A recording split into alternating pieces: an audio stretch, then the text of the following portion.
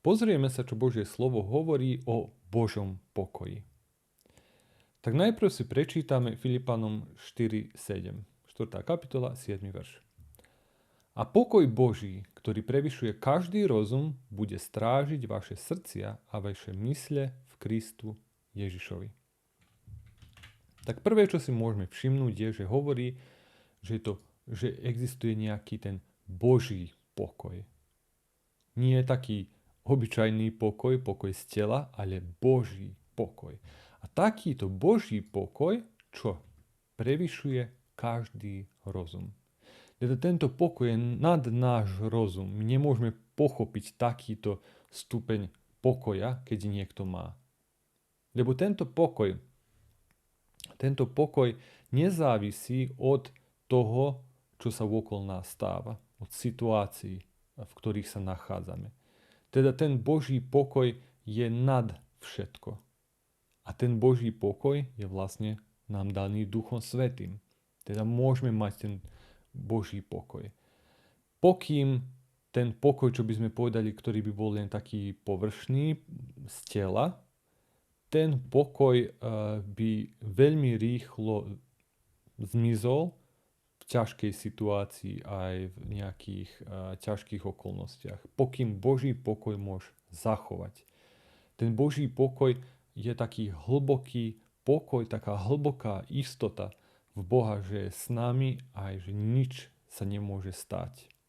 Že čokoľvek by sa stalo, my jednoducho len patríme Bohu. Takže to je taký nadprirodzený pokoj. A hovorí ešte nám, že tento pokoj Boží, ktorý je nad náš rozum, že bude čo? Bude strážiť naše srdcia aj mysle v Kristu Ježišovi. Takže samým tým tento Boží pokoj sa nám stáva ako ochrana. Ochrana pre naše srdce, ochrana pre našu myseľ. Aby sme zostali jednoducho aj vo viere, verní Pánovi a aj, tak povieme, pod kontrolou, že sme ochránení tým, keď máme ten Boží pokoj. Pozrieme sa ďalej. Matúš 24, od 6 po 8. A budete slýchať o vojnách a chýri o vojnách. Hľaďte, aby ste sa nestrachovali, lebo to všetko sa musí stať, ale ešte nie je koniec, lebo povstane národ proti národu a kráľovstvo proti kráľovstvu a bude bývať hlad a mor a zemetrasenia budú miestami. A to všetko je počiatkom preporodných bolestí sveta. Takže tu nám hovorí Pán Ježiš jedno, že hľaďte, dajte si pozor. Dajte si pozor na čo?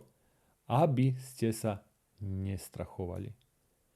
Aby nevošiel strach do vás, ale aby ste zostali smelí, aby ste mali ten Boží pokoj bez ohľadu na to, čo sa okolo vás stáva. Nebo hovorí, povstane národ proti národu, kráľovstvo proti kráľovstvu, bude hlad, mor, zemetrasenia. A hovorí, že to všetko sa musí stať, to je to, čo má prísť na svet a my, ktorí patríme Bohu, aby sme sa nestrachovali. Žalm 73.3 hovorí, lebo som závidel bláznom vidiac pokoj a blaho bezbožných.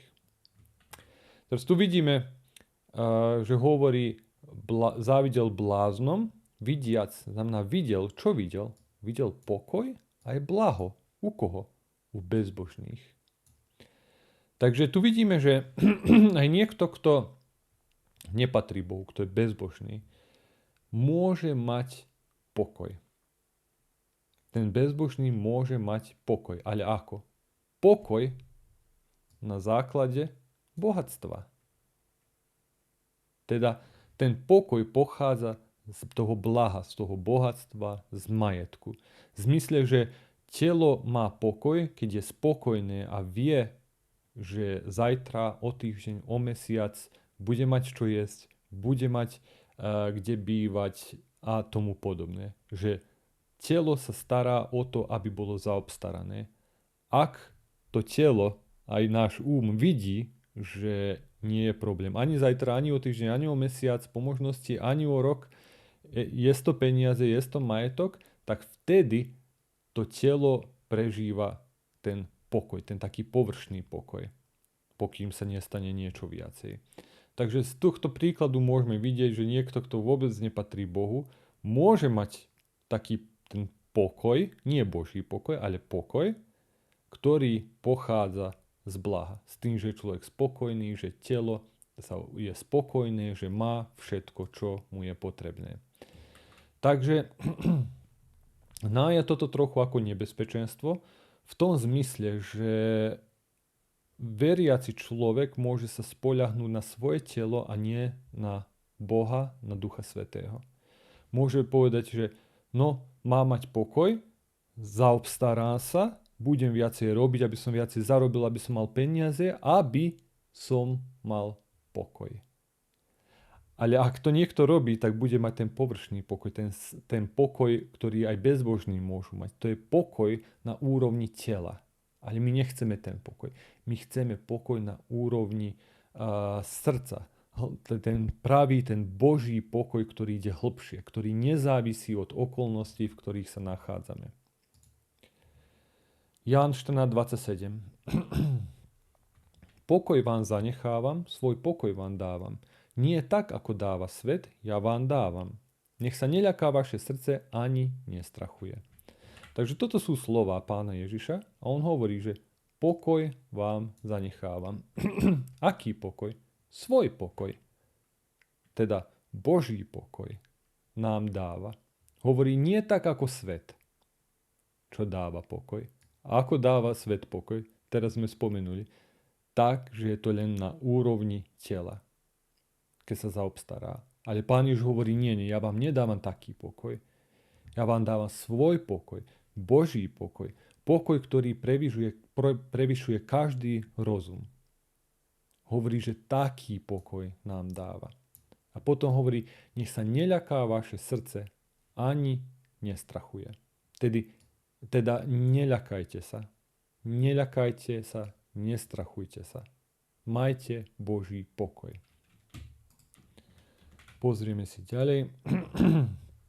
Rímanom 15:13. A Boh nádeje nech vás naplní každou radosťou a pokojom.